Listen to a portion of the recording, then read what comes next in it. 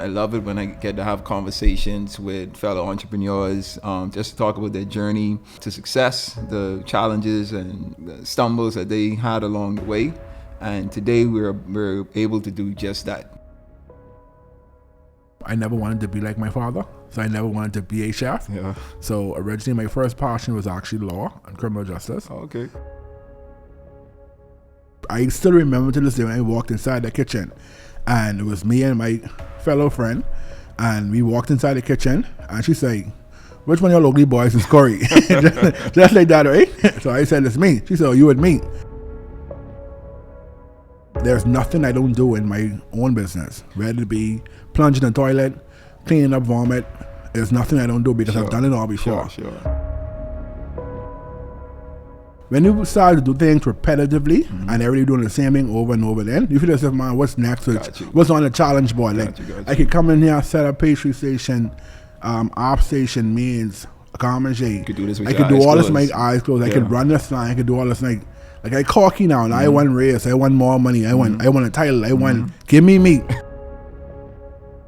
And that's when I realized that I could cook, but I can't cook. So of course, working there, you're doing certain things, but you realize that, hey, it's a difference between food purchasing, understanding cost and control, wastage, time management, food store shopping, customer service, dietary restrictions. Of course, that being the kind of school that it is, it was a lot I didn't understand. With the art of social media, one post, one comment could shut this whole thing down. Is it worth it?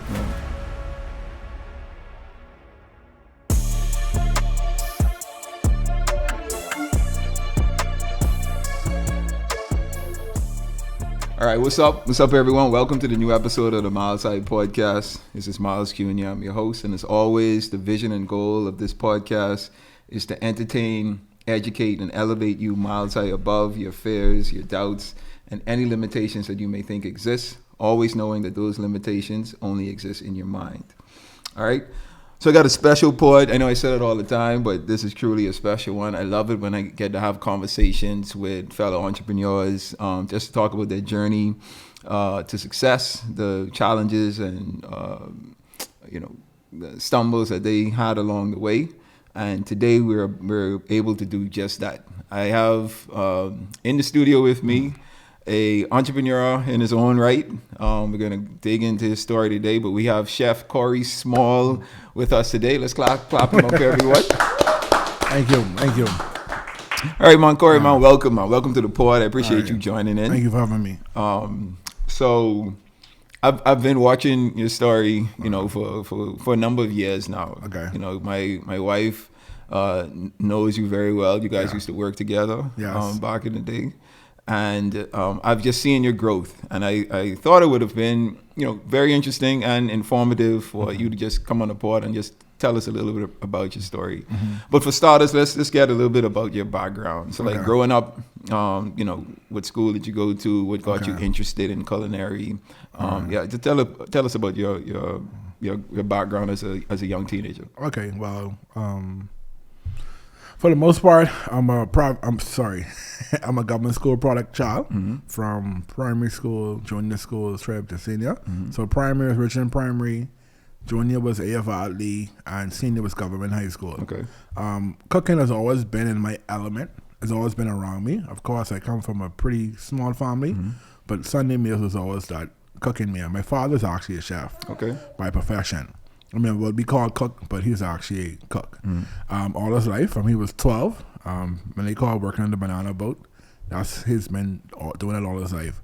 So I've always been around it, but in true man form, I never wanted to be like my father, so I never wanted to be a chef. Yeah. So originally my first passion was actually law and criminal justice. Oh, okay. So I wanted to do the whole suit and tie and walk around. I grew up in the era of Matlock and Murder, She Wrote, watching soaps with my mom, so that was the things I was aspiring to be. But cooking keep on ran his head up every so often. It keeps coming up. And eventually I say, you know what? Let me just see how far this could take me. And it took me far away, and here we are. So how did you learn to cook initially? No one never sat me down and cooked. But I went to culinary school. Okay. Yeah, I went to UB, about College of Arms at the time.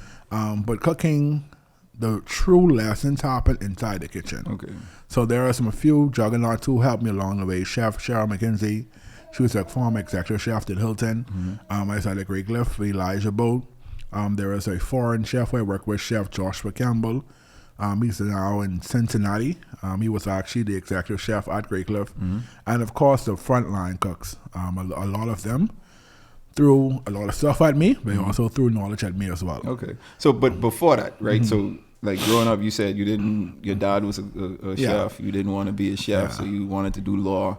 But even like during that period, was it just observing your dad in the kitchen or your mom in the kitchen cooking and then learning from them? Well, it was more so my mom. Okay. So what used to happen is that my mom she was actually a maid at the Crystal Palace. Okay.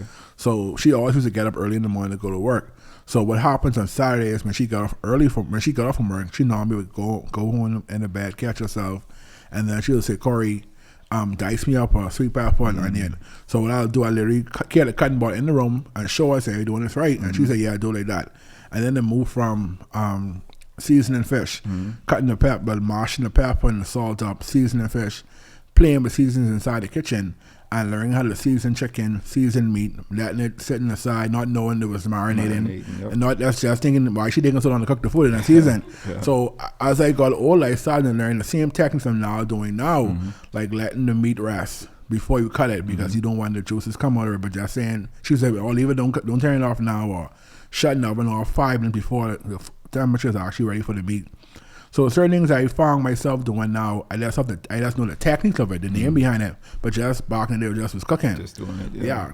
So even cleaning fish in the backyard for Easter Sunday, like, that big, that fresh and hot cross buns, so making rolls and, we never used to put them fancy cross in it, but just rolls back in the day.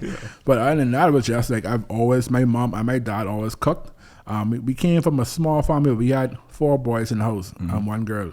So, we always had to cook. Grocery was always a thing inside those. And then my dad, he actually was on a ship. He was on an oil tanker most of his life. So when he had vacation, it was more so his level of cooking was more organized. Okay. And he knew what he was making every day. So he'd wake up in the morning, always clean his chicken, and then he would season it, and he'd have it inside the pot in the stove, let it marinate. Then he would go in the yard and do some gardening or clean up. He was a yard man, of course, being a Jamaican. That's in all of them. He was to go clean the yard, and he also have fresh herbs. So when I see myself cooking certain things, like I like fresh ingredients, I like using spinach and kale, and when I'm making for certain things. So certain things just clicked to me because it was happening when I was a kid, not knowing. So a lot of my dishes are from the foundation of home. So it's nothing like, you could read a culinary book, but most of my dishes, and I think one of the things a person's like about my hood style is natural, and it's tasty. Like using fresh garlic, I try my best not to use much processed seasoning, like stuff like that. So I would blend up some garlic and basil, some fresh tomatoes and some onion, and make a puree to use seasoning my meats with. So those things I learned, but we didn't have the blender back then. We used to chop everything. So that was the same thing I'm doing now. Okay. So with your experience, like growing up, obviously you learned from your parents. I guess the basics of cooking. So now graduating high school, it was like at that time when you still wanted to do law, or well, the funniest part about that is this. So in high school, we have something called job training. Okay. In the last year of grade 12. So in the 12th grade, the vice principal at that time, Miss Linda, her and I got pretty cool. And the secretary and I was actually good too. So when we were going to job placement, they asked me where I was going. I said, well, I got a place at the British Colonial Hilton. And she said, the woman's like, oh, my chef, my sister is the chef there. I'll let her know you coming. So I said, okay, cool. Not thinking about it. I just glad, okay, no problem. So immediately, I still remember to this day when I walked inside the kitchen, and it was me and my fellow friend, and we walked inside the kitchen, and she said, which one of your ugly boys is Corey? just like that, right? So I said, it's me. She said, oh, you and me. So she grabbed me. She told me to take up, I had an orange and white Reebok jacket on. She said, take this old hot jacket off, put it in the office. And she said, grab the potato sack, grab the onions, peel them and put them in the water. Then after that, I was making a marrow prawn to make conch chowder. So each time I put them in the buffalo chopper. So every day, like I could remember my whole entire tenure, but that summer, and then actually at the end of my tenure, it was only for 1 week. Okay. She said, "What are you doing for the summer?" I said, "Nothing." She said, "Do you want a job?" So I said, "Yeah, I don't mind it." So she actually hired me after my job training. I was a kitchen apprentice, and of course, being stubborn, I got weary and tired of it. And I probably spent about 2 years there, and I just resigned. I just felt as if I wanted something different to do, and I went to work to Robin Hood in the warehouse, and I did that, and all my jobs in cooking literally came weird. Okay. So after spending some time at Robin Hood, the executive chef from Great Cliff called in, and he was like, he come to purchase a television. So I said, when you come in, let's talk to me. You don't want to make discount. I didn't have a discount. I felt the song got saying on the phone. So when he came in, I didn't remember him. Of course, white tech guy. Yep. So he came in. I still didn't remember. He didn't even ask me level. So when he came in, he had a pair of Crocs on. So I said, "Are you a chef?" He said, "Yeah, how you know?" I said, "The shoes." And he said, "Damn." So me and him started talking.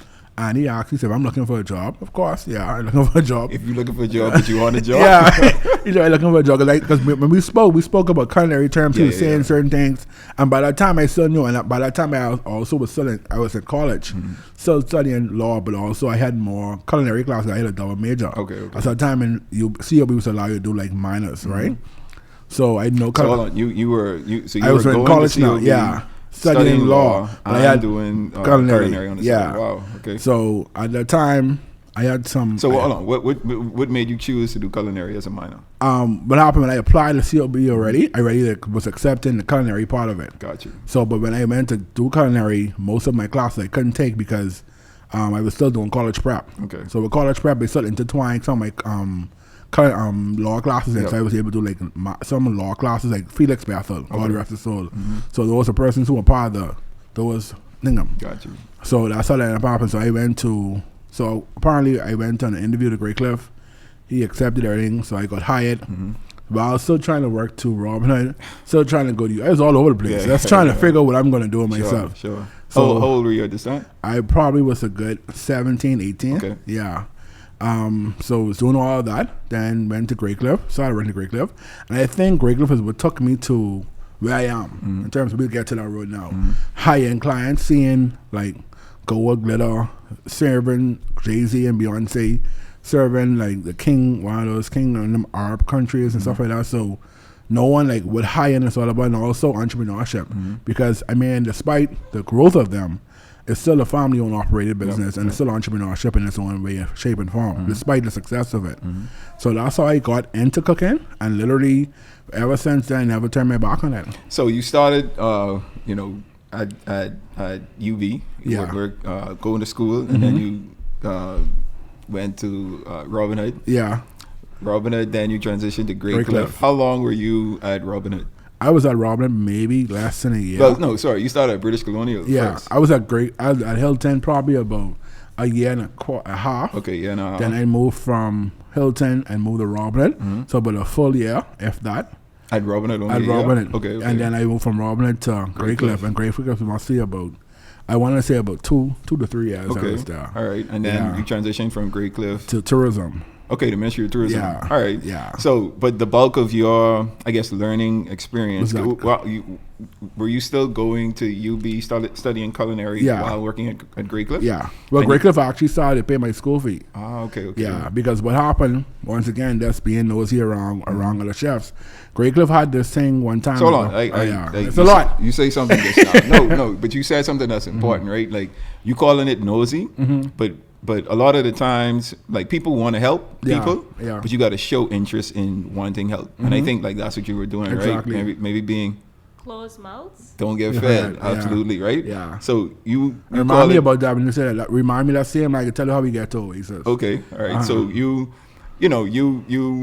working on a job, and you know, most people might be like, I working on this job, I guess could do what I need to do, and they ain't really go get involved into nothing. But you know, you calling it nosy, but it's like interest, right? Because you seeing stuff you're interested in, seeing people doing things you might want to learn or you might want to do one day, and you ask some questions, right? Exactly. So that go ahead. I just wanted to make sure we highlight that. So when I left, when I was at Great Cliff, I was such a student of the art in terms of I never used to watch time, never cared. And I was the same transitioning from Hilton. Like Hilton, I never used to watch time. I never really, I mean, being young, no responsibilities at all. Sure. I didn't have a car, so I got to move when the ride moving. So the ride say, you getting off 12, I got to wait till 12. I mean, being 12, I'm not going to sit down, let's wait till 12, then get a ride. Let's just doing something. Either working a banquet, pastry, starting, helping someone housekeeping. And that's just all over the place. So that's how I learning a lot. Sure. And turning all that knowledge from Hilton, brought it to Great Cliff, and then I just add on to it, and then now there's nothing I don't do in my own business. Whether it be plunging in the toilet, cleaning up vomit, there's nothing I don't do because I've done it all before. Sure.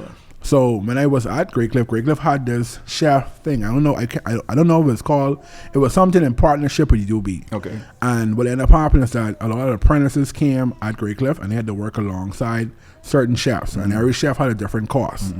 And the chef who's out there, me and Monka, who was on Mother Freeze, him and I, that's the first time I ever met him. Now, you always heard about him, Manny, Simeon, those chefs, right? You always heard about the legends of the culinary field, quote unquote. Well, young legends at the time, because they were coming up. And you always heard about them, because I think me was actually at Ocean Club at that time. And he saw me working. I actually saying, man, I want you to come work with me. So, of course, Chef Josh heard that, who was actually the executive chef at Great Cliff. I say, man, hey, but transition on the Atlantis offered me an apprenticeship program, and he was livid. So he said, man, give me a week, let me work on something for you, and let me get you sorted out. So when I told him that, he came back, and Great Cliff offered to pay my school fee in full once I maintained a certain GPA, which was here and there. But it was none of that was all on the table. I didn't mean full salary too, so I was cool with it. Wow, so you was getting your school fee. I was getting full school fee and full salary. Yeah, it wasn't like the actual apprenticeship program, but they have you in half salary and they pay your full school fee. So that worked out well. And then I worked, and then I'm still working with other chefs. So what I did like private functions with them, just learning more. This field is always something learning. There's always new and networking and communicating and communicating with chefs in your field. So journeying on to something else, when I was at Great Cliff, there was a pastry chef who was there, and she was also a private chef as well, but she couldn't take on anymore. So this is when I started going to private events. So my first actual private client was Bramble McCartney. Yeah. So when I was working at Great Cliff, of course, things started happening when I got too cocky, I got too big for my shoes. Like I finished. Why? Let's sit right there. Why the issue with that is that when you start to do things repetitively and everybody doing the same thing over and over, then you feel as if, man, what's next? What's on the challenge board? I could come in here, set up pastry station, op station, means MMJ. You could do this with I could do all this with my eyes closed. I could run this line. I could do all this like I cocky now, and I want race, I want more money, I want a title, I want give me meat.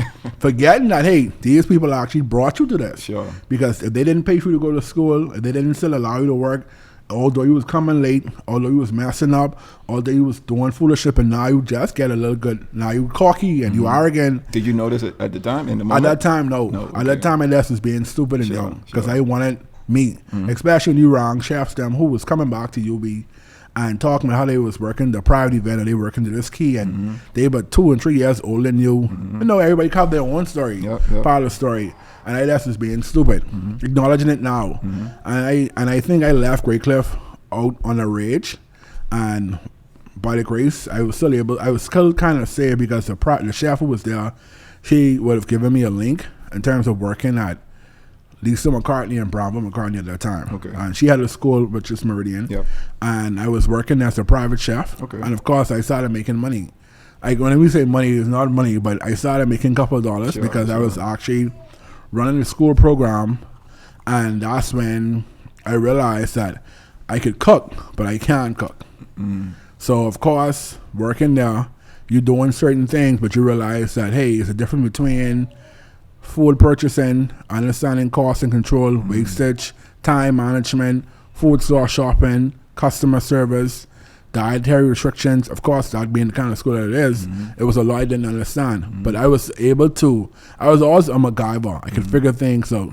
Especially that was a time when Google and YouTube was on the rise as well. So I was able to figure things out here and there. Wasn't no Siri yet, but I was able to figure things out. And then I actually got fired from Meridian. Yeah. So what happened? But still me doing private gigs for Lisa those at the house. Sure. I was always good at that food and making sure like I was more like an event person. Like I had a birthday party for Mr. McCartney one time. I had a singer come over. Me and the waiters, some hot sparklers, and we was doing certain things. I had 1 or 2 private clients who were teachers them, who was allowing me to do certain things to them, and the parents who wanted me to do certain food. But I couldn't get the job I was hired for correct, which is me showing up on time. Of course, it was breakfast, lunch, and snacks. Having enough food, just managing myself. So of course, were you by yourself though? I had a team. When I say my team, it was my mom and my brother. Okay. So it wasn't really much of a team. I was still leading everything. Sure. So like, and then even that stuff like that teaches you that you can't do everything by yourself.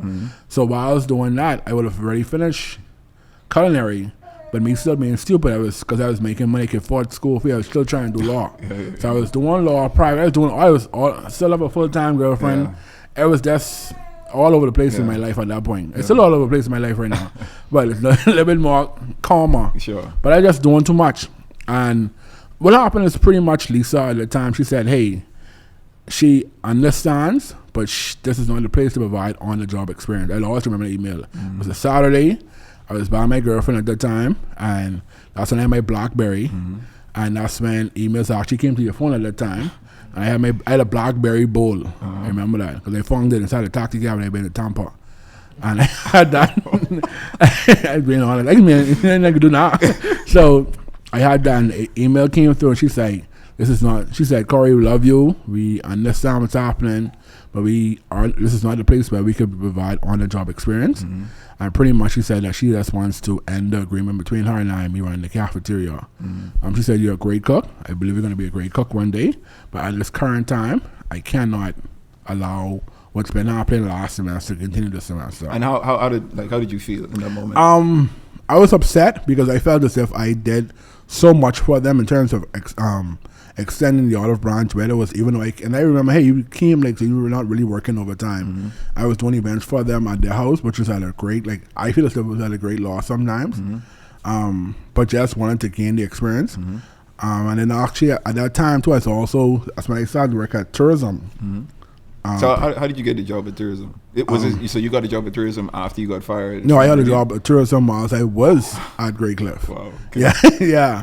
I was all over the place. I was all over the place. Yeah. So I'll go back to me. Let's finish Lisa part. Sure. So she pretty much was like, she just couldn't allow it to happen this semester. So it was so good. But of course, when someone lets you go, all of a sudden it's all the mind. So of course, the private calls up coming in, the teachers themselves requesting certain services because, hey, I don't see you, so you're not the first thought in my mind. But while I was at Great Cliff, I only used to work evening shifts because I was done with school. Okay. So I only had evening shifts, and I had school once or twice. I was just going to studying law on the side. Great Cliff tourism had a program called High Flyers of Tourism, which was implemented under Vincent Vanderpool Wallace. I guess when he came back to tourism, he was the old DG. So I guess he felt as if tourism was lacking no talent, no initiatives, and no ideas. So when I came in, it was actually on a summer program, government summer program, $225 a week, which is $225. It was either $175 or something. Say $225. Yeah, it was like one something at that time, right? A week.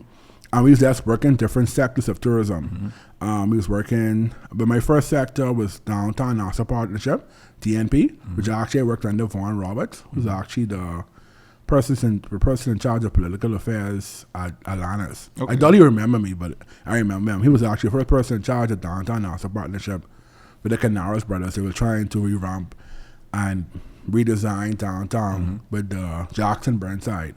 He was the architect. I saw the drawing and everything prior to all this happening. Sure. I worked there. It was every week or 2 weeks we would transition to different parts, but I just got stuck there. And then I thought before I moved, but I was always a busybody in tourism. I was never staying where I was supposed to stay.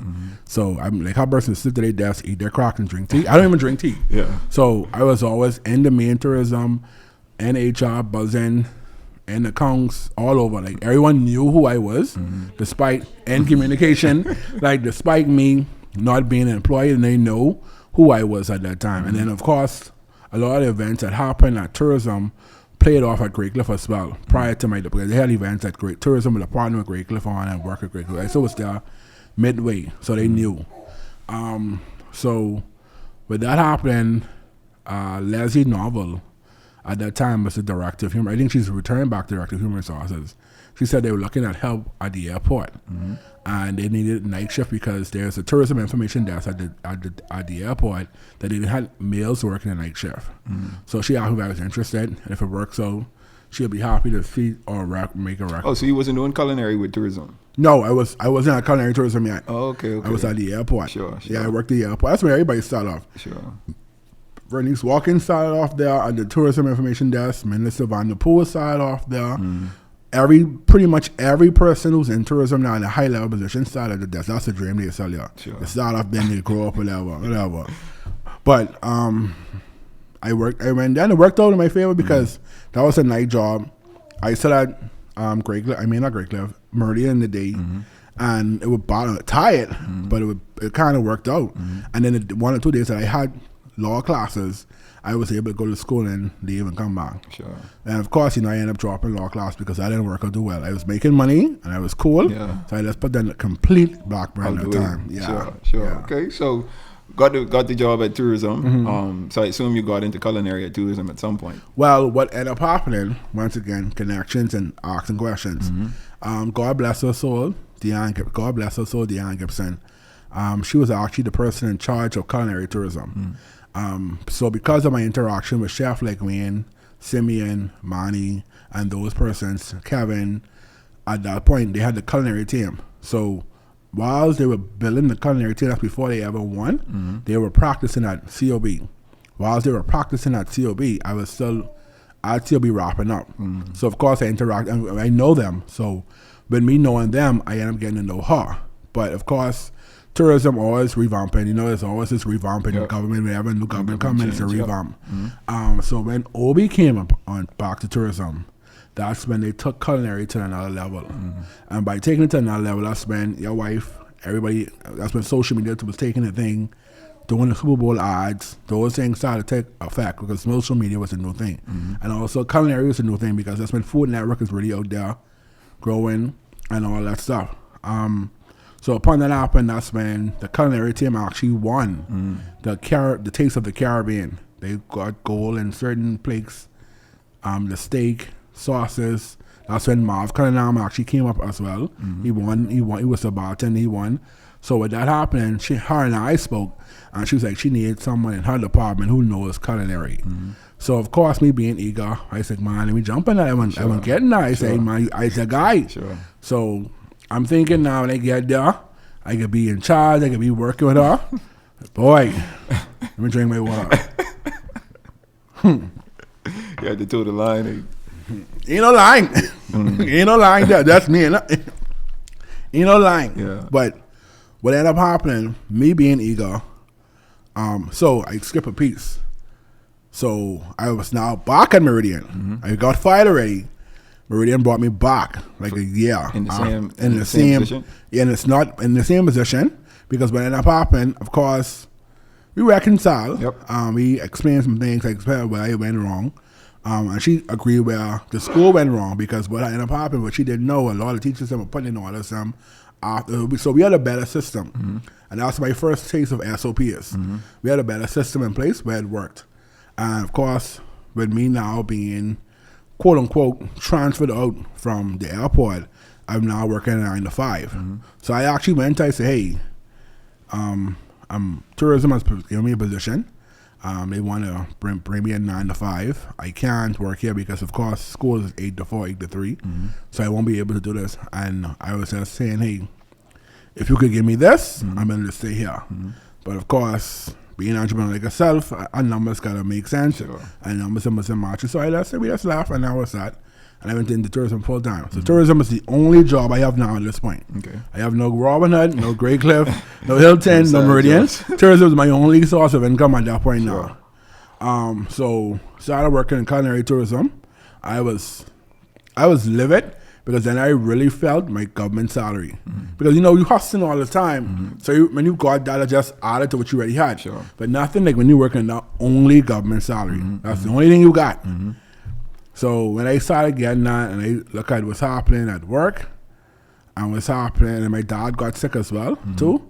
And it's like, okay, something got to shake now. So I forget now. I'm in a new relationship. At this point, me and Tia Sante, Hermia, Benaby is now dating. I actually met her at the airport. That was my purpose of going to the airport. I think my purpose of going to the airport was to meet her. Yeah, I met her. I literally met her at the airport. Not traveling to the airport. She's working for the Ministry of Financial Services. And they had an event where they were bringing all the ministers of financial services from the Caribbean to the Bahamas, or internationally, because she was on the international side. And it was just, I actually was supposed to call out that day from work. I just wasn't interested in going to work. I came to work. They assigned me to work directly with her.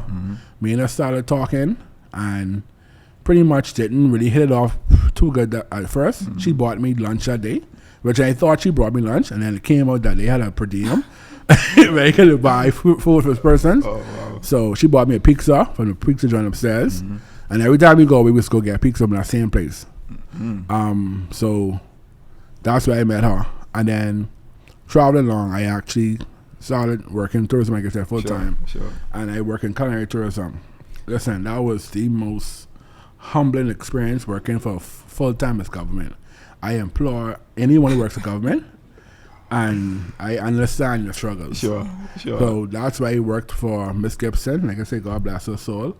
I think. How long were you at tourism? I think I did 5 years. Oh wow, okay. Yeah, I think because that was your longest then. Yeah, that was my longest ever employed job ever. Sure. Besides entrepreneurship, I taking the lessons from Miss Gibson now and applying them to my staff and in life. I'm appreciative now, but I was not appreciative at that time. Yeah. I think we and her used to buck heads every day, and it wasn't like we had it out. It was just disagreements, and I don't think she was a rude person, but I don't think I was also rude. Just that I had my way how I wanted things to be done, and I think she agreed, but I had to learn patience. Sure. So I didn't have that because every day for yourself. Hey, this salary ain't making no sense. And I trying to make, because I used to being on my own and making things happen and having options. Now I got to start drinking tea and biscuit like the rest of that. I could have gone by Starbucks one time and go, but now I got to, what kind of Lipton tea you get today? I had a part of the Lipton tea crew now. Do you feel like there's more to life than what you're experiencing? That deep down, you're meant for something greater? It's time to stop wondering and start discovering. At the Munroe Institute of Leadership, we believe every person carries a unique purpose, a calling designed specifically for you. Our transformative courses, Discover Purpose and Unlock Your Potential, are crafted to help you uncover that purpose and equip you with the tools to step confidently into your destiny. These powerful courses are for leaders, entrepreneurs, students, and visionaries like you. Through proven principles and actionable insights, you will clarify your vision and set bold goals. You will identify your strengths and passions. You will overcome the barriers holding you back, and you will step boldly into your God-given potential. Our expert facilitators draw from timeless and tested principles, blending practical strategies with kingdom truths to empower you to lead a life of purpose, impact, and transformation. The world needs what you have to offer. Don't let another day pass without unlocking the greatness within you. Visit our website, themill.org, and register today. The Munroe Institute of Leadership. Renew your mind and transform a generation. So stuff like that. So you on the at tourism? Yeah, you're there for 5 years. Not really liking it at all. And thinking, man, I got to do something different. Yeah, something I got to try and bring something new and some more money in. And then what does the idea come up of? Hey, let me go start my own business, or like does an opportunity come? How did that come about? Prior to the bush cut, right? there was my first, I know we spoke about this, but I know after my first, I forgot to mention it. My first actual thought on the business, and that's where Dee and I actually met outside, first time we actually met outside of her work, was a program called My Kids Lunchbox. Okay. Now, that program was pretty much a healthy lunch program for kids.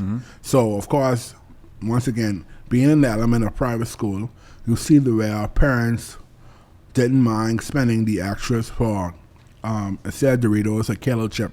Instead of Jello, they don't mind buying yogurt. Instead of Capri Sun juice, they don't mind getting a bottle of water. And and then you also see kids who didn't mind eating these things. So of course, coming from where I came from, which is a private school, public school, there were things that we wasn't even privy to. Most people probably consider this an apple or orange. When you talk about strawberries or cherries, these things when you see around Christmas time, when they're in the house, because everybody doing grocery shopping, or when you sneak one or two super value, when you eating it through the aisle, you never see these things. And then we only grew up on Doritos or Cheetos or the puff chips. But when you see Sun Chip and you actually eat it, and it's like, oh, this ain't too bad, Yeah, and then we only grew up in Jello, and then yoga with some of your parents eat or people on TV. Remember Activia, like the commercial? And you remember seeing those things and remember when you actually started to eat these things and see kids eating it, the idea sparked in my head that this is a market here. And it's not so market in terms of just to make money. We're all in this to make money, but you have real parents who want their kids to eat healthy, but they don't have the time to do it. So when you present a program where I actually was partnering with Dr. Carlos Thomas, where he was supposed to be the pediatrician who was supposed to actually, the program itself was actually legit. It was one of those programs where I had all the ideas, but no resources and no money. But it was coming together. So what ended up happening, I actually have my program already laid out prior to Dia, which people don't know. I am a marketing mind by myself, but she just fine-tuned it and made sense. So with her doing that, and me still working to tourism, we was able to put the program together. Now we're actually in a full-blown relationship. So she ain't doing a business, actually in a relationship. So prior to all this, we're actually in a relationship now. So the program is on the table, and it was a program where we would provide healthy meal choices. We was doing a weight program for kids, watching them go through the phase of growing. You would have regular, like every quarter a part of the program, you get to meet with Dr. Thomas, and he get to advise with certain things that their kid maybe face or challenges with. Because it was a feeding program, because he actually that was really not say coming up, but expanding. So he only had the location in Palm, I think it's across from Doctor's Hospital at that time. So he does pretty much. So this program was affiliated with just one school? Or this program was just affiliated with no school at that time. That's me and my drawing process. I was still talking and networking. Now, because of the program, of course, with my wife connections, we were able to present the program to Darren Turnquest, who was actually the minister, not minister, I speak in goodness of him, who was actually director of youth. So when I spoke to him, he was like, let me bring Georgette in this meeting. Georgette Turnquest is actually Fincastle Media at that time. So we were all in the meeting. I presented the program to them. I talked to him about it. And he was like, listen, man, there's something good. Darren, he always on the young person side. And I actually knew Darren from church. And Dia knew him from family relations. So we knew Darren going into the meeting. I didn't know Georgette at that time. First time meeting Georgette. And they loved the program. But of course, government. Ain't no money. Ain't no money. I don't attract folks, because you trying to tell me as Minister of Education I got to cut my vendors who's be campaigning for me. So we actually got that meeting spiraled into a meeting with the Minister of Education at that time, was Jerome Fitzgerald. P.S. I didn't big meeting. I didn't big meeting, and we presented the program. They loved it. They just trying to figure out how they could be able to get it to work. And I think that was my first problem. I went to government first. I think sometimes you got to go there and hustle and make things happen. But that meeting turned into my first big contract with a private place. That place is called Life Key Foundation. So Georgette, apparently the Ministry of Education has some kind of relationship with Life Key Foundation, where they have a summer program called Focus. Focus is a program that has, I'm gonna answer based upon what I think it was at that time. It's a program where they have kids who are in the city They have any kid who attached the program, they watch them journey from, I want to say, primary school, junior school, senior school, straight into college to the end. So they grow them to get to college. At least they will be the first person inside their household to go to college. So with that program, they had sessions during the summer. And during the summer, they wanted they need breakfast. They provide breakfast, lunch, and a snack. So it was a 30-day, I want to say 2-month project, June, mid-June, end of June, full month, July and August. So 2 months, the program went. And we were granted the contract. And I was still working in tourism at that time and trying to balance tourism. And I actually took vacation, did the program. Program was a success. And eventually, at that time, we rented a kitchen out, hired 1 or 2 staff members, hired my chef, Cheryl McKenzie, to work with me during the summer. And the program took off. It was good. We had some bumps and bruises along the way. Program came to the end. And now the program came to the end, they had, they did Saturdays, had Saturday classes. Probably like a month after September, let's say October, they had like Saturday classes. Of course, they awarded the contract again. Now I'm still working at tourism. And with me working in tourism, now of course, social media, so I posted my pictures about the work I'm doing, plates I'm packing, lunches, whatever. Now a person started inbox me. Oh, where you get this food from? Who do this? Government contract, someone messaged me, someone saw my post, say, hey, we have an event next week. I want to like a plated event, X, Y, and Z. So the jobs are starting to come in now. And of course, I'm still working in tourism. So that is where the conversation happened with my boss. And that's where I said, at that time, I couldn't appreciate the conversation, but now I know it.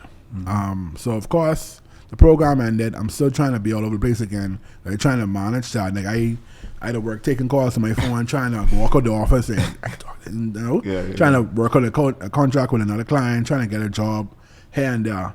And it's just the stress of it all, trying to do all that, I crash. So I remember Camelo said, hit that rookie wall. I hit that rookie wall because I was going all day from breakfast, lunch, and dinner doing that program, trying to balance life, trying to balance tourism, balance being a girlfriend, trying to be all over the place, still trying to be young and wild and free, out clubbing, partying here and there, and still trying to do everything. And I hit the rookie wall. So the rookie wall was more so you can't do all those things by yourself. Contracts were still coming in, not contracts, but 1 or 2 jobs from a private client hitting me up because they saw the plates. So hitting the wall was what, just getting tired? Was getting tired, but also losing jobs. Losing in terms of I had so my first real event outside of the contract, and second it was Life at Key School hit me up.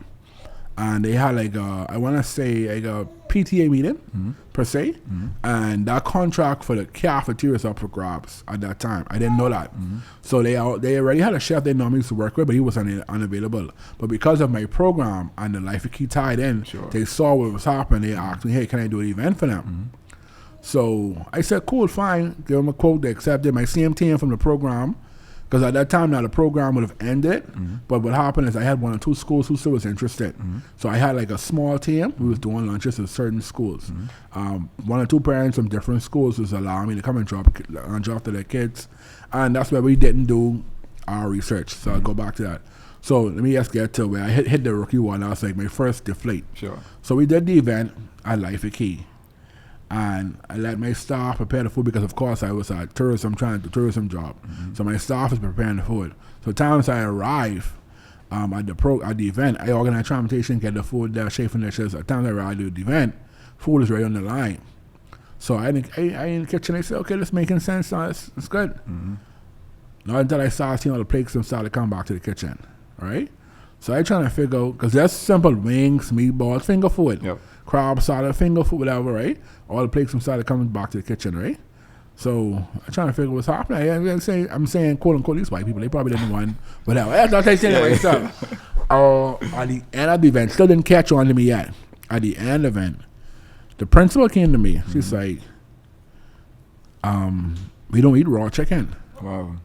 So I say, what you talking about? He said, the chicken is raw. So I say, all right. So I asked the guy who was trying to fry the chicken. So I said, "Boy, you fry the chicken?" He said, "Yeah, you done me pre-fry them, right?"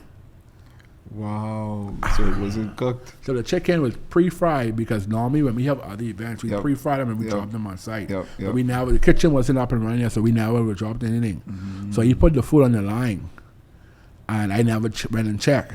So me being all over the place, I never could have checked and that's where I lost the opportunity. Wow. I feel that that's where I lost the opportunity. Sure. Even be considered, because if I went to give raw chicken to the parents, who paying the school fee, that's what I do to the kids. So that's where that rookie wall was a part of that. Gotcha. So the chicken was raw, wings, and the principal pretty much, we didn't even speak after that. I mean, pretty much, Ven was pretty now. Everything else was okay, but hey, that was your meat, that was your protein. That was everyone gonna go. I mean, everyone may not eat the salad, but everyone gonna taste the wings, especially they look good. So all the wings was raw. Like every plate had wing and that's raw. Like fried almost first, not even like to the bone, but like literally when you bite it, just raw. Yeah.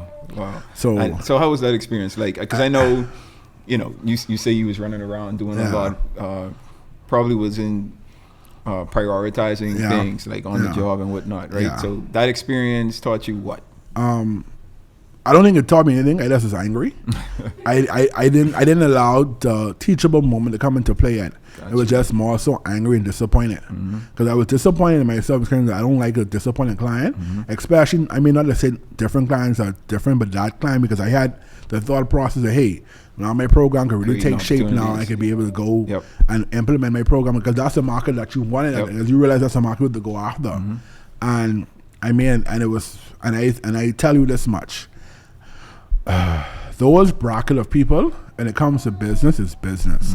Mind you could be friends, but when it comes to business, it's business. And the way, I understand, she talked to me in a disparaging manner, but she handled her business for the sake of her school. Because I feel as if she would have put her neck on the line for me, because she reached out to me. It wasn't a secretary or assistant. She reached out to me and she said, hey, she had this event. She see my program on social media. She liked it. She talked to one or two people and said the food is good. And it wasn't a second chance after that.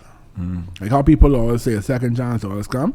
That was a real one and done. Yeah. So up to this day, it's probably, but I'm sure they probably been back, but I wouldn't know. Yeah. But that was pretty much it. But the lesson I sat on now, and I still ponder on that sometimes, like, you have to remain humble and you have to check.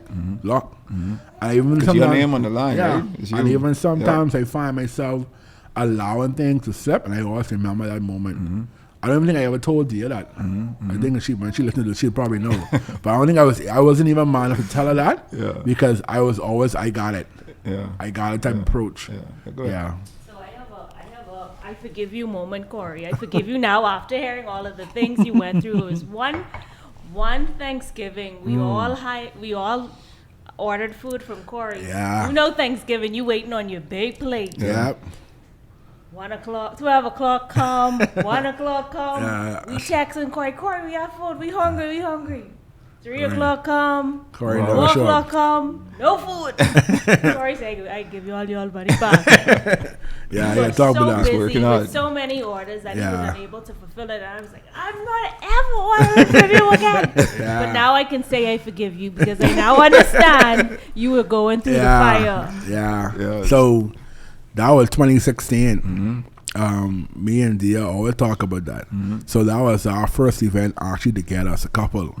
So what happened is Thanksgiving was coming up.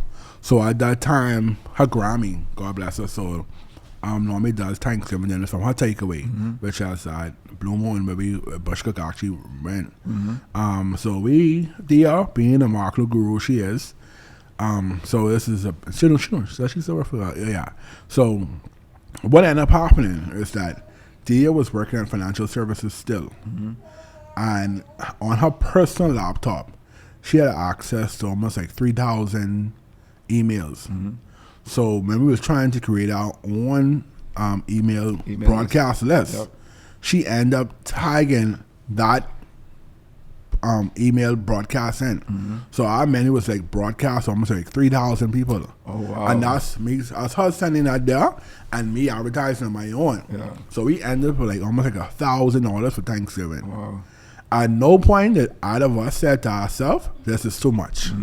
At no point did one of us said to one another, hey, this is too much. Yeah.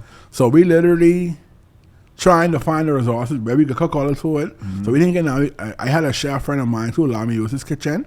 So me and one of my other friends, Jeffrey Edgecombe, is actually the chef at Governors now, was literally preparing 4 turkeys and 2 bags of rice to feed 1,000 people. Because we didn't understand quantity. We thought as if we had it under control. Yeah. We thought that, man, we got this. So that morning I was in the kitchen screaming, like confident, arrogant. Man, I got this. And I see first order going out. So I say, hey, bring the next pound and thing of turkey out. So when the guy bring the next pound of turkey, he said, this is the last one. It's the last one. I said, last one. So when I saw it happening, I already see what's going on here, right? So I saw by my phone. The call started coming in. Yeah. So Dina, who worked with the wife, she's messaging me. She said, boy, dude, what's going on? I said, Dina, boy, I know. I know. So, of course, we had a lot of disappointed people. Sure. And the persons who actually got stay served, they enjoyed the food. But there was at the point where, listen to me, I don't care no one say. Whenever you serve on Thanksgiving Day, they're going to be some spoilage because you're literally cooking that food the day before. And there are persons who will receive that food, and if that food sit there or the temperature control zone, and when they get home, my food sour, my food don't smell right. And that's just what it is. And that happened with us with a few clients. So 2016, I vowed to myself that I would never serve it on Thanksgiving dinner. Granted that we did break that vow because the next year, Dee and I, just being juggernauts of it, we went back to the table, we fixed a few things, and ever since then we've had successful Thanksgiving dinners. But if you leave it up to me, I would never serve Thanksgiving dinner. Never. All right, never. So let's get to the entrepreneurial aspect of your decision, right? So you're working at tourism. I guess you now met with this decision, like you're doing a lot outside of tourism, and tourism requiring you to live up to the job that they hire you for. Yeah. And you had to make a decision, so you decided to go out on your own. And start your own business, basically. All right, so I didn't decide that. Okay. So what happened is I took some time off from tourism. I was trying to put in some time off to pretty much focus on where I wanted to go. So I asked HR, just trying to find the information because you see it happening around you. And you see persons who working for a government who will have the month off when campaign time come. You saw a person working for government who's actually in charge of HR who have Christmas off to bake cakes. So you're thinking now, hey, that's a norm. So let me just write a request. Of course, my request was denied. Of course, I was put inside and we don't operate this. Whatever protocol they find or whatever the moral compass was at that day was a no. I was like, whatever, scratch it. So being a typical government worker, I started taking my time off. Man, one time I stopped coming to work. So when I stopped coming to work, they would have sent. Let me show you how clever persons who are after you could be. Not after. Now think about it. Wasn't after. They just wanted me to be fair. I wasn't getting paid, by the way, but they actually showed up to the bush cook. Wow. And the HR person showed up. Oh, so you're ready? I was already in bush cook mode. So I'm talking about when I left my job. So I was already in bush cook mode. So at which point did you start the bush cook? The bush cook was already started. I want to say the beginning part of 2017. Okay. Yeah. So what was the decision to start? So what happened is that because I was doing the My Kids Lunchbox thing, and I had one or two schools I was still operating with, Dee and I felt it necessary to move inside her Grammy's takeaway. Okay. And we moved inside the takeaway because her Grammy will have passed. God bless. And the takeaway is available. And we could no longer function at my mom's house. And of course, my mom was like making noise at this point. Person's coming in the house, and old people go, they want their privacy. So she was pretty much trying to be a nine. God, I love my mom. So of course, that pressure of dealing with that, Dee was like, hey, we might as well take the opportunity, just move inside that we just gotta get it to some pass on it, and we started working out there. So what ended up happening is that, of course, coming there, persons knew the takeaway was a spot. I think they said it was Bear's Fish Burger or Bears and food that was always there. We moved into the takeaway, and persons started coming to the window. We say, hey, we only operating for a private event. So eventually it got to a point where we started to do contracts, 1 or 2 schools, and we say, hey, we have these staff here still there full time. At that point, I still wasn't making no money. So the year salary and whatever I was making from tourism was to take care of payroll. I was sustaining. So every end of the month we had money. During those first 3 weeks, we was popped down, making things happen. So we just started doing that. So what happened is that at that point, we was like, we might as well start off with saying lunch. We just offer lunch. Whatever we serve in the menu that day, at Mike it's going to be serving the lunch. So of course I moved from, we could just do snacks. Just chicken and fries, just burgers, we could just do snacks. So it started growing in the area, all right? And of course, posting, people seeing the burgers, those kind of things. So it moved from that to, the name didn't come out yet until it was still no name on the building, still no thought process, anything. I ended up doing some food for Jason. I can't remember his last name. Jason is actually the president of flag football. So I ended up doing some food. He ended up getting some food from a takeaway at that point. So he was like, hey, we have flag football. We're looking for someone to come and do some jerk on the week on Sundays because persons be outside there. They want to do some jerk. So I think, okay, cool, fine. I could knock it up because I just be off on Sundays and then I can make the extra money. And I'm good at jerk. So, of course, being the marketing person that my wife is, she said, hey, we can put a flyer together, we get shirts made. I say, hold on. We're trying to make some money right now. You talking about spending more money? She's like, well, you got to go to Canada, let's go there, and you got to be different. So she's trying to put a flyer together, menu. So she's like, what name we could call it? So I say, name. So I said, I say the Bush Cook. Let's call it that. Just out of the blue? No, that name came from the Hilton. Now, the Hilton name, that came from the Hilton because there was one particular shift I used to work in the nighttime, right? And there are some older waiters and bartenders. And they was always like bullying, all right? So in terms of like they'd put so much pressure on me, I used to end up burning the pieces of the food. So what I used to do to cover the food up, I used to put a bunch of pasta in it. So when they come in the kitchen, they notice that. So, I mean, of course, white people at that time now, they kind of drunk. So they didn't care the food burn up or whatever. They just want to get some meat to sober up. So they started saying, Bush Cook, could you cook today? Bush Cook. So they started calling me Bush Cook in Hilton. Bush Cook. Putting Bush to cover up your Bush to cover the burns in the food. So they said, Bush Cook, could you cook today? All right? So that's what I was, and I used to burn it because I was ashamed. So when she say, what to call it? So I look at her and she look at me and she say, she actually, because I told her that story, she said, what about the Bush Cook? So I said, all right, whatever. So she put in the flyer, and that's where the name came from, the Bush Cook. And the stick from there. Wow. Yeah. Wow. So you running the Bush Cook now. Well, I guess eventually started the Bush Cook. Yeah. Still just doing lunch at the time, you know. Still doing lunches, and we still had the side contract with the key program on Saturdays only, but we still didn't have no name. So so the name came about because you was doing the flag football. Okay, got you. So when I started doing flag football and the jerk, and persons like, oh wait, he was cooked through the week, like we could get his food through the week. Then I started saying, I'd be right there, market share, I'd be doing some food there.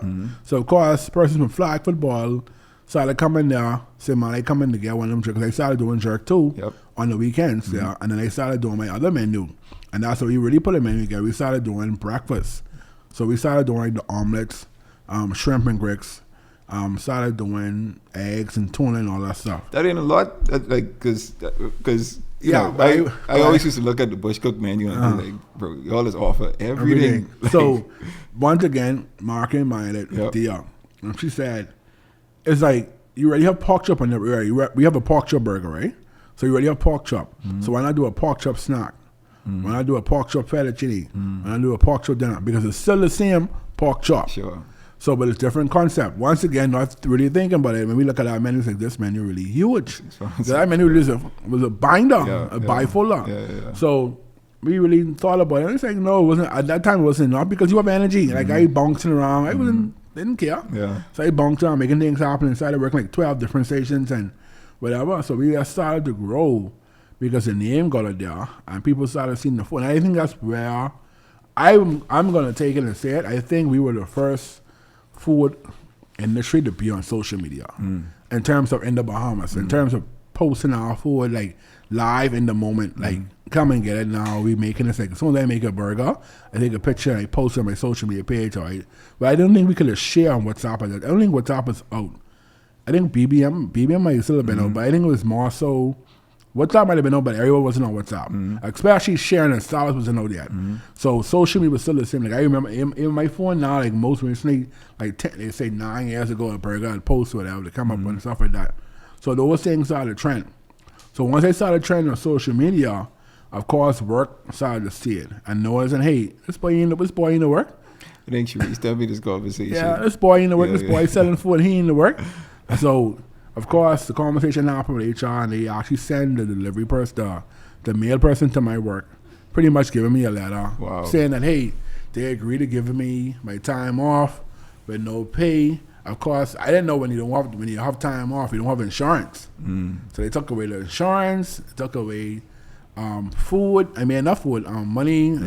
They told me my gratuity, I couldn't get it whatever that year because tourism has the gratuity set up. I couldn't get it that year. Whatever. So Dee was like, she read the letter. At that point, I was like, shooks. I need to get back to work. Yeah. So I was willing to walk away from this. I said, but it's short money. I got to go get my short money. So she's like, hold on now. You done deep in this, right? So she got that little trusty laptop. And I asked her what she doing. I thought she trying to research and she printed. And she said, hey, sign it. I said, sign what?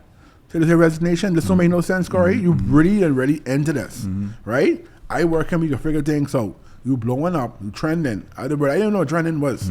So you say you trending, you growing, and you barely doing what you supposed to be doing. You still turning down clients. You still have to shut down a certain time because you still trying to balance everything else. You might as well just leave.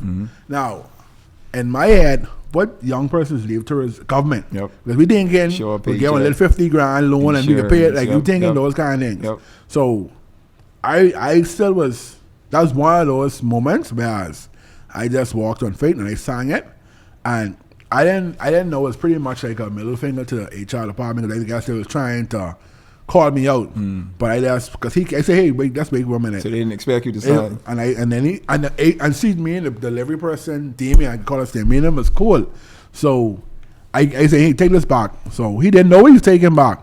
So he called me saying, boy, you said me when I started happening. I said, but you didn't tell me that's a resignation letter. He said, you didn't tell me that's a resignation letter. I said, man, everything cool. He said, boy, but it's hot, boy. They said, hot. It's hot, boy. And the thing about it is, right, in the letter, it was some money miscalculation that I owed them, right? Something where I would have owed them a couple of dollars there, right? So I didn't know in the letter that they would have put the money in the letter down to the cents. Wow. To the cents. Like, he said he feel the coins inside, but he didn't know what it was. So she took the letter back to HR and they gave it to them. But full circle moment. At that time, me in tourism, we wasn't on no good terms at that point. People in tourism, you know, they used to call us the newbies at that time in tourism. You know, they ran. I used to renegade. Now he was our Martin Luther King. He was our like, you know, that kind of way. But we wasn't on good terms. But I felt as if at that time I felt as if they was just being sting towards me because of course I felt as if my old manager, Ms. Gibson, led that charge, saying that because I feel as if she just wanted me to be fair in terms of because we had a meeting prior in front of my old boss, Marcin, God bless his soul.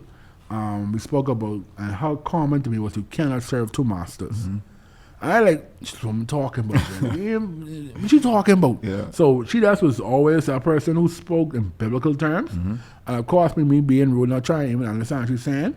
It was an issue, but now I understood it now because I face the same flight with some of my staff and people doing the same thing. And when entrepreneurs come on Facebook crying about, oh, I tired, and people don't understand you got to be fair and you got to be this.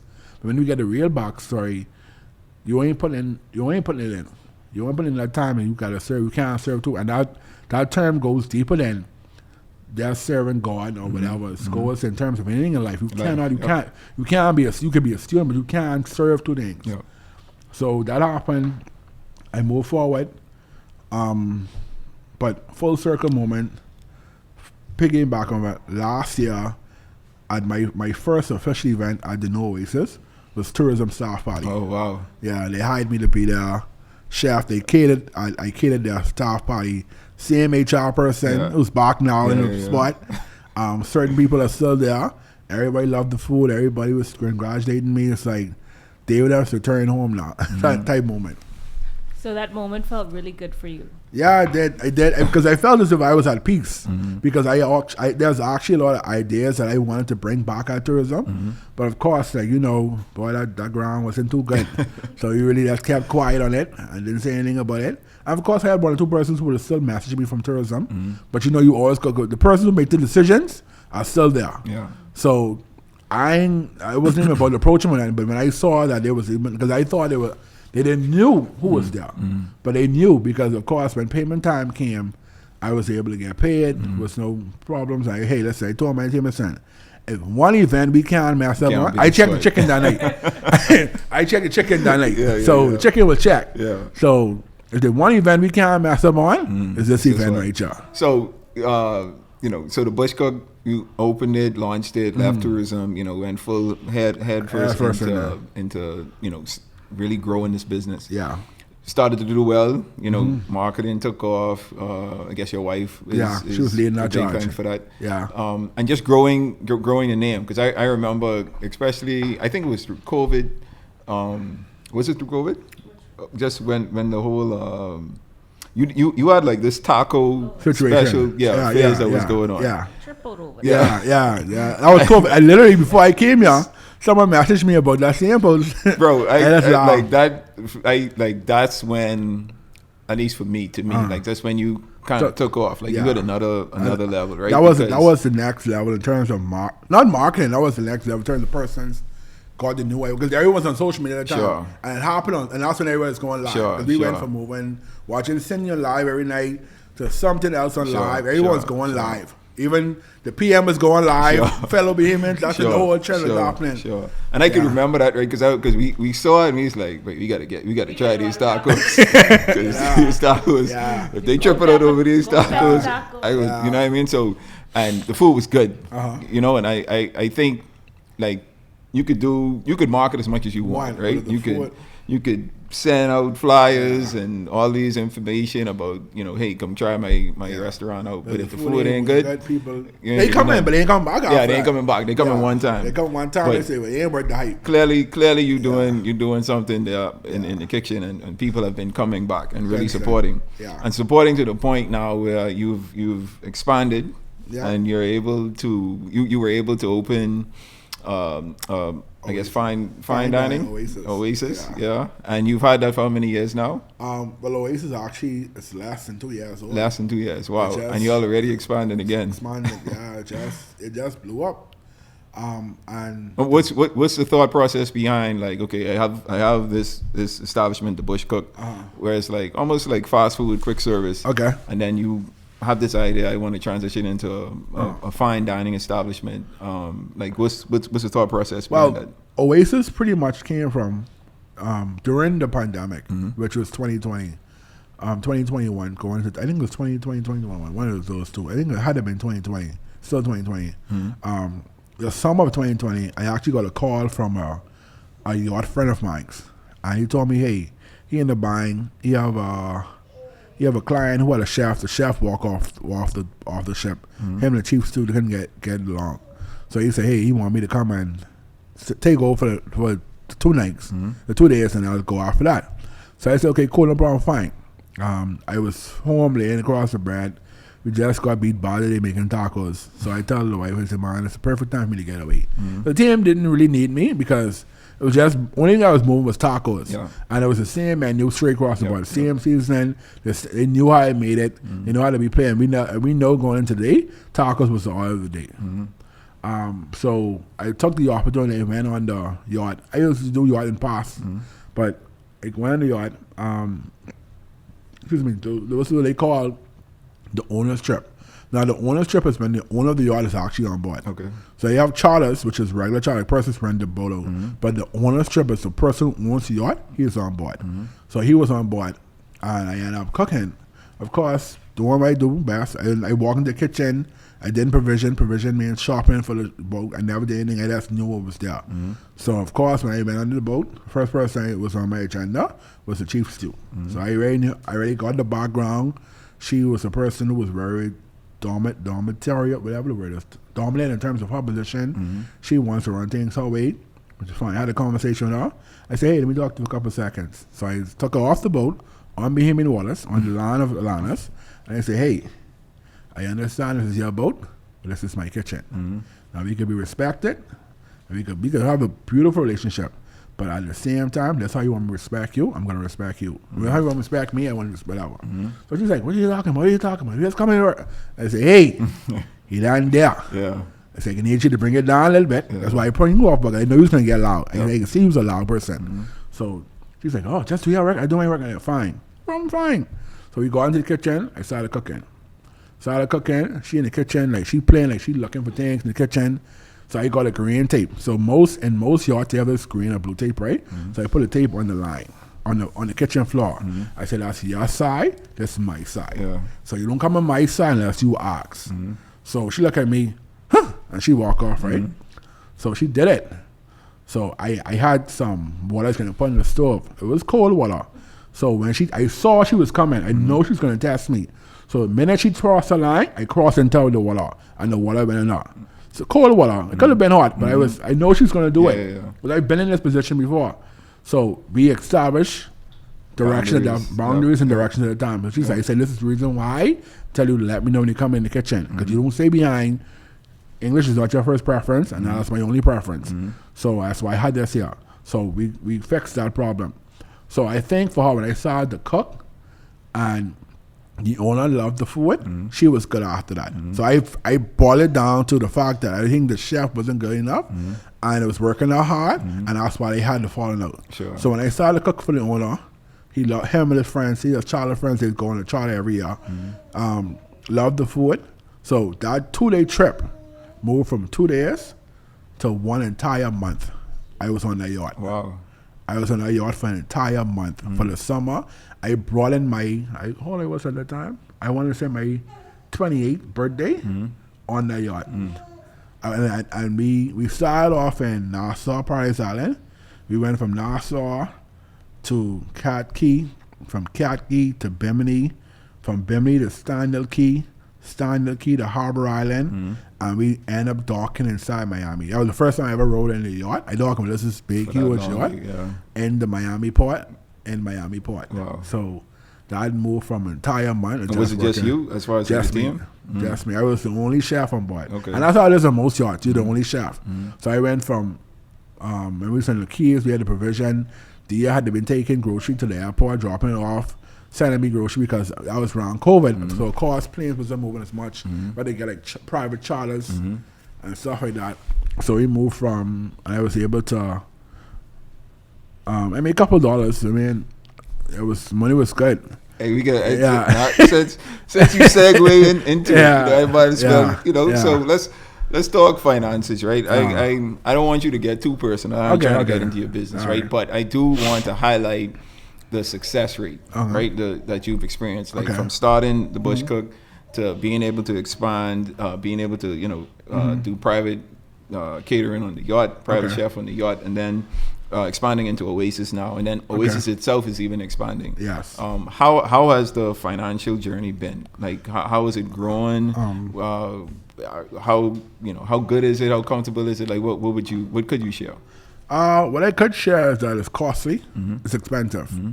Of course, in the world of culinary and restaurants, we're not the go-to to invest. When you have the top 5 things you never invest in, restaurants and bars are always there. So what if you need some money next week? Honestly, that's what you meet with people saying. People meet you at the door saying that they don't want to invest in restaurant because it's a guest. Yep. Like, I have the hope you could cook. Yep. Because the average investor can come and jump behind the stove and start cooking. Yep. The average investor can start serving tables. They may be able to be a hostess and welcome people to the door, but they still try and figure it out. Most investors want to have some kind of understanding of the business. They're going to move on your numbers that you're presenting and the hope that you're going to be good at it. So when it comes to the restaurant business, like me and Dia absolutely have no investors in our business. Wow, okay. No, it's pretty much us. Okay. Now, we had one or two friends along the way who would have helped and made some loans, but not an investment. So we don't have no investor in Oasis or the Bush Cook. And by far, when you see the restaurants that fail, and you understand why. So to start off, like Push Cook and our location at Boyle Road, looking at the numbers, we was about 20K into that. Of course, if you look at what we're doing now, it's by triple in terms of investment, in terms of our other locations. But that's more so at time. It wasn't 20K all at once. So let me give you a story. And me coming up, I also had a vision and understanding on what I wanted to do, right? So of course, seeing things like shutting down, I would go to the restaurant and buy a table, buy a refrigerator, buy an oven, and I have it inside a container, and just keep on storage. Deal's like, but it's a holiday. Like, what you keep on buying, you say, hey, you never know, we can need these things. Wow. So you just saw them at good prices? I saw them at good prices. Like, person online, wow. Person selling, especially during COVID. But was this like you just having foresight to say, hey, I want to do something? Or? Yeah, foresight, but then I also had this mindset of like, I always wanted to do I worked at Ocean Club one time, and I saw a buffet was, and I always wanted to do a pop-up buffet like that. Got you. So prep tables, ovens, grills, like certain kitchen things that persons were selling at good prices. If I could afford, I would buy it and put it inside a container. So full circle, when we opened up the Oasis in Palmdale, I never had to go and purchase kitchen equipment because I pretty much had a whole set already inside the trailer. So stuff like that happened over time. Even when we moved into the other location at Oasis, I had other stuff still stored there. And by that time, Amazon was also had a lot of kitchen equipment, because one time ago, you only could get kitchen equipment from Nassau to the Restaurant Supply, places like that. But Amazon started top into the market, so the prices were fairly good. But the money factor of it is like, it's expensive. Sure. And especially renting, because both of our locations all of our locations, Boyd Road, Palmdale, and the New Oasis, we rent. So, and rent in the Bahamas, as we all know, is expensive. Yep. And a lot of persons don't understand that most of our buildings are not conducive with commercial usage. Like, they build for ordinary rent, clothing store, bar here and there, but nothing to that magnitude where you pretty much turn over 50, 60 covers, 80 covers a night. So when you look at the bathroom usage, like the normal toilet, pipe system, water, these things that takes time in terms of fixing and gyrating, maneuvering. And at the end of the day, you have to still operate as a part of the big boys. So the money factor behind it, although it's costly, it's expensive, but the rewards are just the same at some point, because you got to take care of your bills. Sure. And I just had this conversation before with a government official, and I said to them, I said, I think we keep on doing the wrong thing. We keep on speaking about this green economy, orange economy, but we're not talking about orange employees. Because what it would take for me, not just if I find one of my employees stealing or something of wrong, I have to let them go or to fire them. What it would cost me as an entrepreneur to pay out the employee could pretty much bankrupt me. Yep. I mean, places like the Mega Resorts, they can prepare for that. They could do it in a day. But I gotta literally take that chafing from that person because I can't afford to let the person go. And when you talk about 2 weeks vacation, these things literally are, we will suspend them, let them go. Like, it's factors that thankfully now I'm okay, where I could, if it really to that point, I'll bite the bullet on it. Yep. But prior to that, I had to take that chafing. Yeah. So it's costly. Persons look at it and see, like the other day, we have 63 staff members. Wow. Like 63 people work at the Oasis under me and my wife. So when you look at salary and payroll and benefits for my HR person, because when you want to get the best, you got to start giving what the best is give. So that's like insurance, stipends, like being able to woo them over here, because everybody ain't believe in the hope and the dream. People still want to be paid. I mean, although thankfully my HR person, by grace, she's a beautiful person. She works well, but persons normally don't don't buy less the money there. Sure. So, so I guess, what you're saying is it's costly, it's expensive, right? Yes. But it's rewarding. Yes. Once done correctly, you manage everything that needs to be managed. Yeah.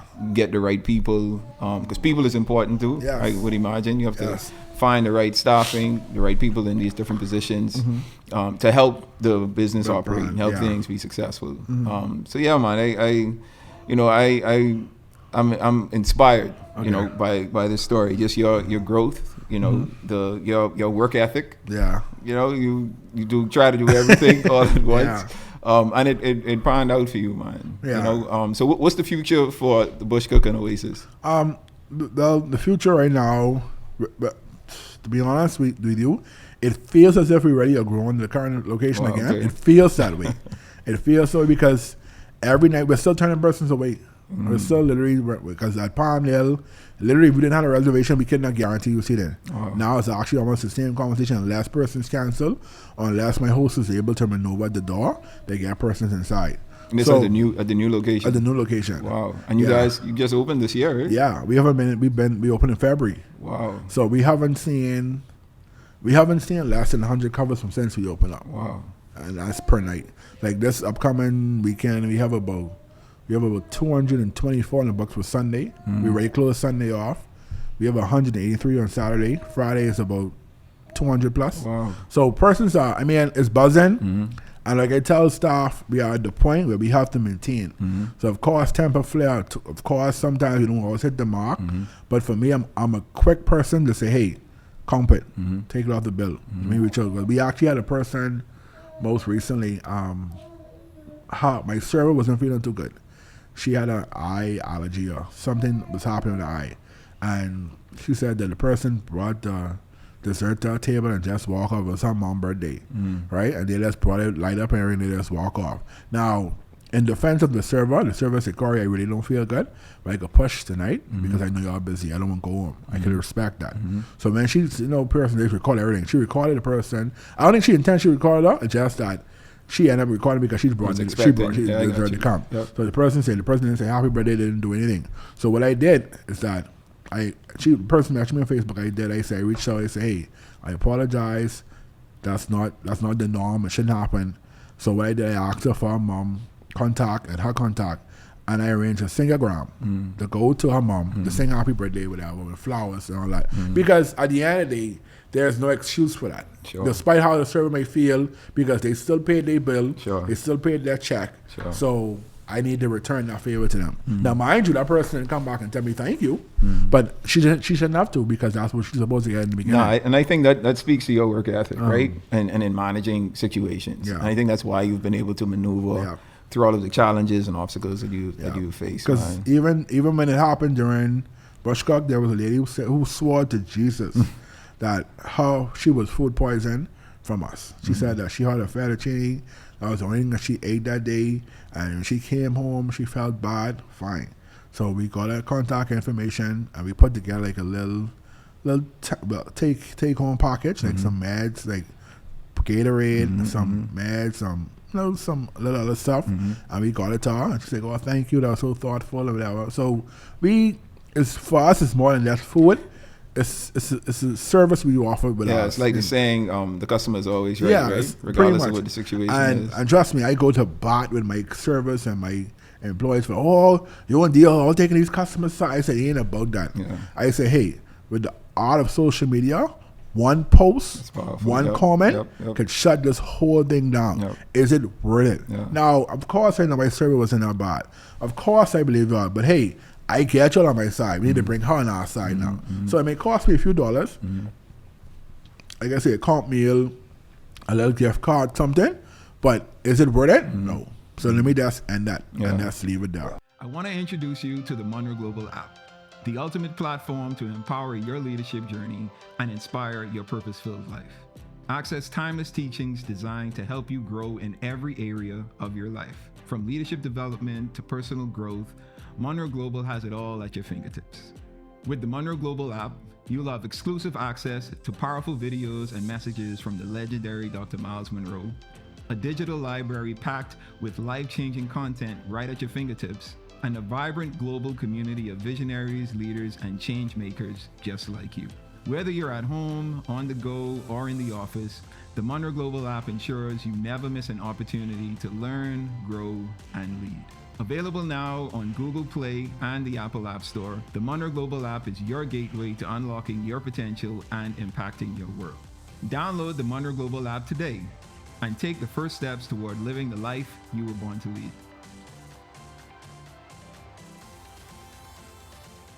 I want to circle back to something because I want to close this out because I don't want the audience to miss this point, right? You mentioned that you started to work on a yacht and you started out supposed to be for 2 days, ended up working on the yacht for a month. Yeah. But that you were saying that story to tie that into how Oasis got started. Okay. So I want you to connect the two. Okay. So the Oasis, that concept came from being on the yacht. Of course, even though you're busy, you have a lot of free time. So when I say free time, minute you do breakfast, lunch, and dinner, snack, it depends. The clients are pretty much chill for the rest of the day. You pretty much have some free time. So in that free time, the thought process of a fine dining restaurant came to my head. It came to my head because although being on the yacht, I was posting pictures of my work and what I was doing, and it was way different from what I normally do in bush cook. It was tacos, but it was the deconstructed taco. It was pasta, but it was more so a live station. It was sandwiches, but it was more grill and French bread, so it was something different. It was high-end. Truffle oil and truffle pasta, using fresh truffle. So those things started to come together in my mind and thought process of doing it. And then also I noticed that when I posted it, of course, the likes, the shares, and the comments were there. Sure.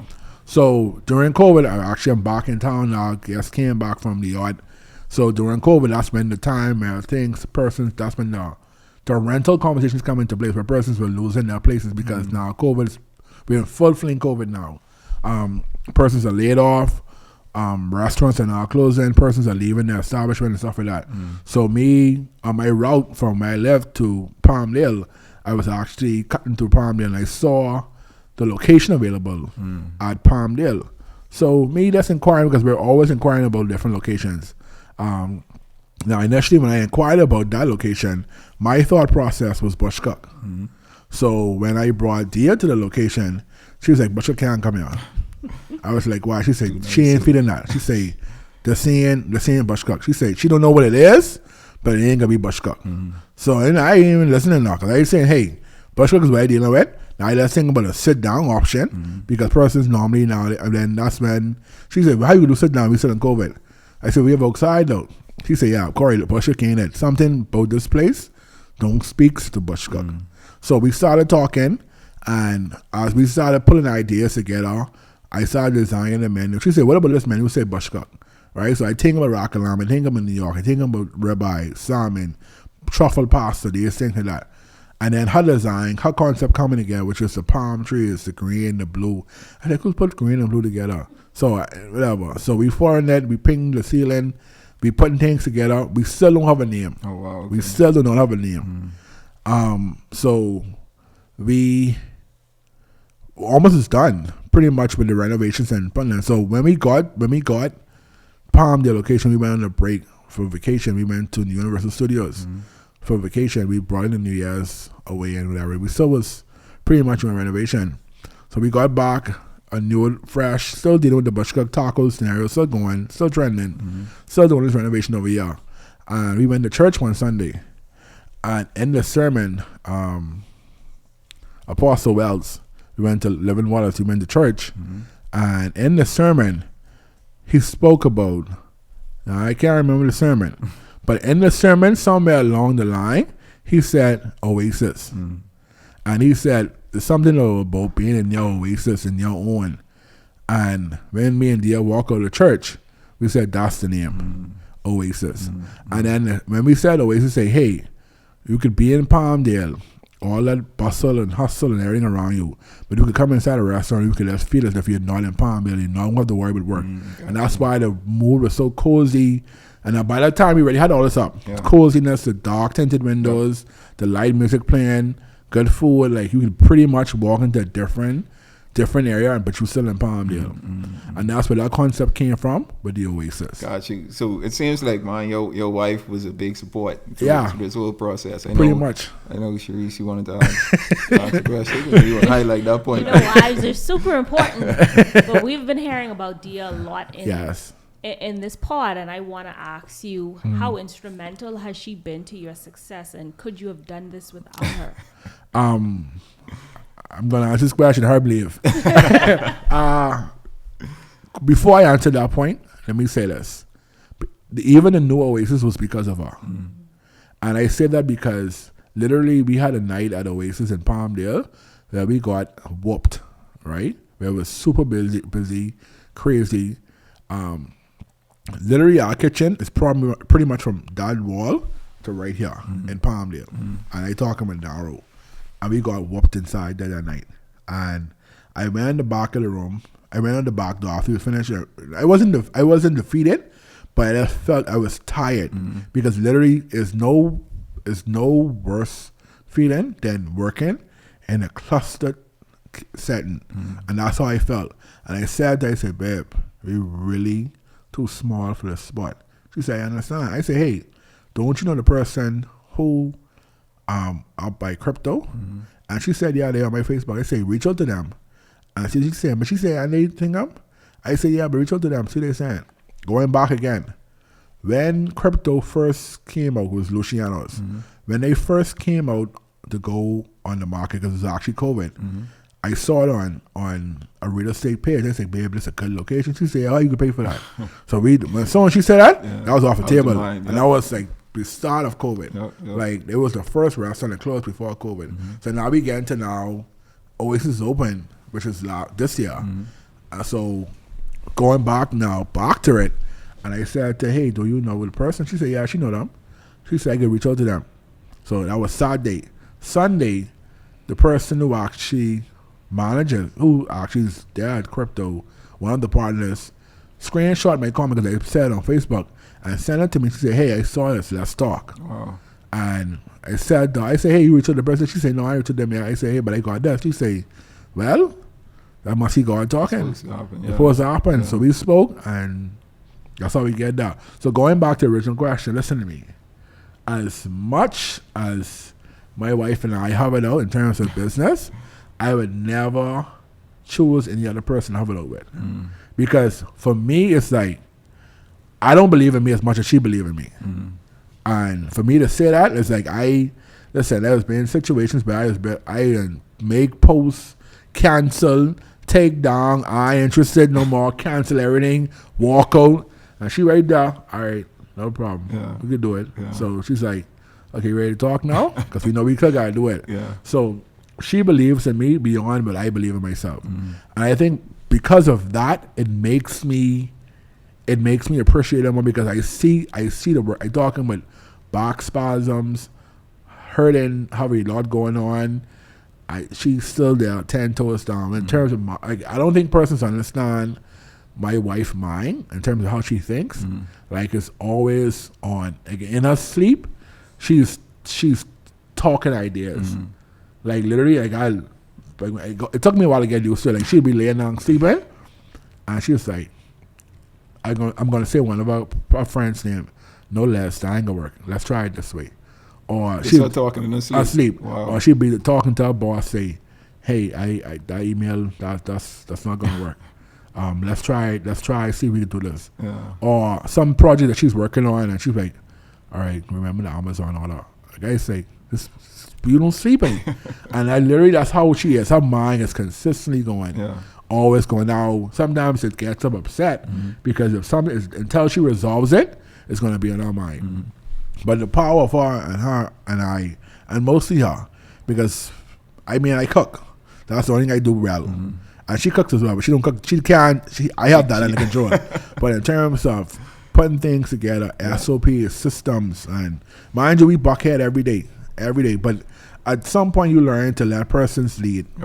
As men, we feel as if we always got to be in charge. We have to be the one to do it all. And society builds us like that. But I'm getting to the point where I'm less letting her do it all. Mind you, I as a man, I feel bad sometimes because no mind. You gotta let them. Yeah, but she there to help, right? Yeah. And in the areas where she excel at, you gotta let her excel. Man. She does an acting job in terms of like, I'm a person. I'm one track minded, so I have one thing to deal with. I'm just gonna deal with that one thing. Sure. Versus her, she's like no way. I be driving school. You put the topic inside of it, and you have the different things. That's all. I got you. Yeah, she all over it. I promise this is my last question. We've heard your story from a young man to now, a much older young man. And you've gone back and you've reminisced on how you could have done things differently as a young man, thinking that you knew everything, and the life lessons that you've learned now. What is one thing you would tell your young self based on what you know now? What is, whether it's a leadership thought, what would you tell your young self now that you've experienced everything you've experienced? What is one life lesson you would tell your young self? Corey, this is what I want you to know. I would have find you quicker. But to be honest with you, I think I'm still trying to figure it out. I don't think I've probably got to that point where I could say that one particular thing. I think I'm still having challenges, both personally and professionally. But one thing I could say is that I probably would have, I can't even say that because everything that I did has led me to this point. Sure. So there was never one scenario where had I not left the Hilton, I never would have met the chef, the Great Cliff. If I didn't meet the chef, the Great Cliff, I wouldn't have been able to meet Bravo McCartney. If I didn't meet Bravo McCartney, I wouldn't meet Lisa McCartney. I didn't meet Lisa McCartney, I wouldn't have the opportunity to say, hey, I had to leave to be able to go to tourism full time, to be able to leave tourism to go into the bush cook. So every uncomfortable position have led me to some comfort at the end of the day. Pause. Yeah. Yeah. Did I say pause? No, that's a bar. All right, yeah. So, because of those things, I can't say because I still good. I lost friendships, lost persons who I thought would have been down with me till this day. I've gained new ones. I've trusted persons. I've met Dia through all this because had I not do what I did from the foundation, I probably would have been with her. And so that has led to one of the good things. She's one of the good things in my life. I don't say it as much as I should, but I think she knows. I think it's just simple as yesterday, we went on a date and I didn't compliment her. Actually, there was something that she always wear, not always wear. I said it to her. She wears a jeans. Anytime she wears like a jeans shirt, it just... for some reason, just excites me about her. And she has her hair in this kinky, curly thing. And she did that yesterday. But in me focusing on everything else, I didn't acknowledge that. And she brought up last and she said, you didn't notice I had a jeans? I said, yeah, I did, but I didn't say. She said, why? I said, because anyone on before? She said, so what?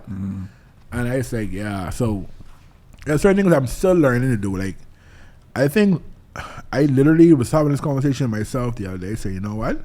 This life's so weird. Yeah. This life just weird. Like that's like, no matter how much you think you have it, you don't have it.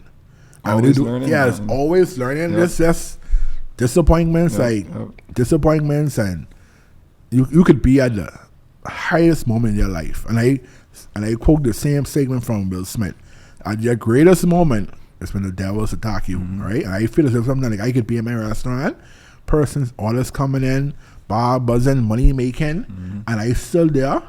Trying to figure out if I doing this right. Sure. I still down on myself. I laughing and smiling. No, in the customer space with my employees, but in my back and my head.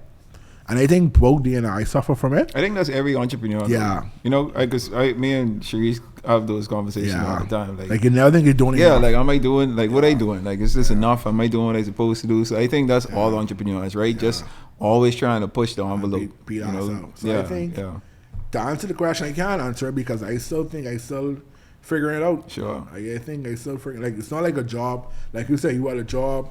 You was the security. You know what you're doing. Now you was cashier. Now you was secretary. Now you're moving up. Like at the entrepreneur, you are there. Yep. You are the owner. Yep. You are the security. You are everything. Yep. So you want to figure everything out. So at the end of the day, where's the real reward? Yeah. And then my real reward sometimes, like when I see my employees doing good, like when I can see one of my employees who used to work for me and say, man, like, right, I brought my nephew in fresh out of school in my student apartment. I want to say from Market Street, like literally going through the same process I went through. Never got a chance to go to college because not everybody's college bound. And now he's running my line. He's running my main line. So he went from washing dishes to helping season meat, to dropping fries, to cooking wings, to making sauces, to now you can literally come in there and run my main lines. And that's what it's about, right? It's about creating opportunities for others, family members, friends, the next generation. Exactly, and that's what it really is because, like, no one, I always tell, like, some of my waiters in some restaurant, 1920, there's no way back in the day you could have been a waiter at that age. You was either a bussy, a barback, or pretty much a kitchen prepper. So like at my age, I couldn't even work the line. Like I was never able to. I didn't start touching meat inside the kitchen till I was 21, 22. And I thought I'm gonna touch meat. I thought I'm gonna take it out of the freezer and put it into the torrent. I was never cooking temperatures, never doing none of these things. So we have cooks in my line. Some of them young, 19, 20. Cooking temperatures, showing them how to do it, their palm, to feel the temperature, those things I'm passing on. So I think for me, it's being able to see persons like, I always say, who teach you that? Yeah, Corey, who teach you that? Like I always get off and I say, who teach you that do that? Yeah, Corey, who teach you that? No, that's what it's about, man. That's what it's about. Well, I have two last questions. Okay. The first is, what's the biggest lesson you've learned to date?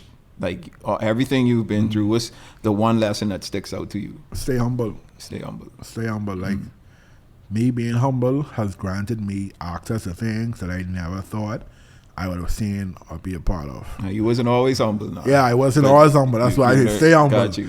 I wasn't like that. Like, I could never see myself again being cocky, arrogant. Sure. Even when you watch certain movies, there's a movie I watched called Burn.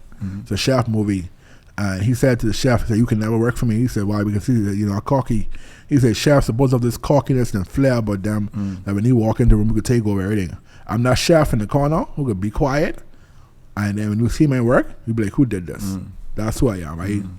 I stay quiet, as though my personality don't speak that way. But when it comes to time, I'm the quiet one in the room. Dope.